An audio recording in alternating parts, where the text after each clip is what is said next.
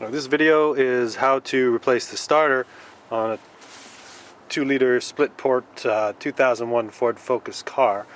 Now, in the early Ford Focuses, the starter's in the back of the engine below the intake manifold and right above the axle, and the exhaust also goes right underneath it, so it's really in there tight. It's almost impossible, but it is possible to do. You're going to have bloody knuckles and you're going to be miserable, and it'll be the hardest thing you've ever done. This particular video isn't going to be a very good how-to video because you need a colonoscopy camera to even get in there and show where the starter is. It's down here in the darkness, just right beneath the intake manifold. The trick to doing it, there's always a trick to doing these things. Getting the bolts that hold it in out isn't the hard part. The hard part is getting the electrical wires off of it, and you have to kind of pull the starter loose and then flip it upside down and then undo the electrical contacts from the top side. I used every socket extender that I have to get down in there. And the trick to getting enough slack in the electrical cable for you to be able to move the starter around in order to get at the bolts that hold the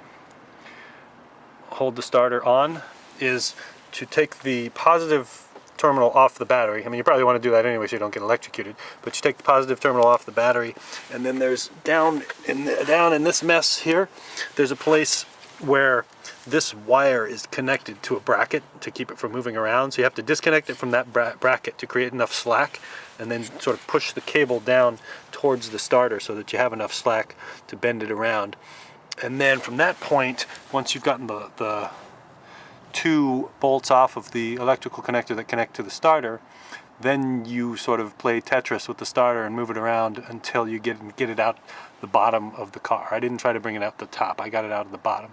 There is some sort of a support plate bracket that sits under the starter that's held on with 4 bolts that you have to remove to be able to get the starter out of the hole in the bottom. I will give you a look at the old starter here so you can see what it looked like.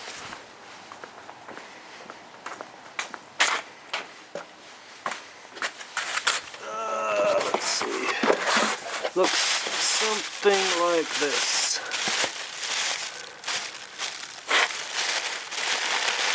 So it's held on with 3 bolts. Here we go. So the starter, that's the back of the starter. This is where the electrics are connected. You only need to undo 2 out of 3 of those. Actually, as you're looking at it here, the 2 that are on the bottom of the screen are the 2 that you need to undo, and the top one just connects to the starter itself, so you don't need to undo that one. And then on the front side, you can see those 3 holes are the 3 bolts you need to undo. You have to remove the airbox and the intake hose. So both the airbox and the hose that goes to the intake manifold. I'm doing this in the dark at night in the wintertime. I'm trying to think if there's any other clever tips. Have some beer on hand for when the job is done. And I don't know, if I lived near a lake, I probably would have pushed the car in the lake and forgotten about it, but I don't. So I don't know, just be patient and know that you can do it. It's just not going to be easy. Now, to remove the airbox, it kind of pressure fits into these holes here, so I pretty much popped it loose.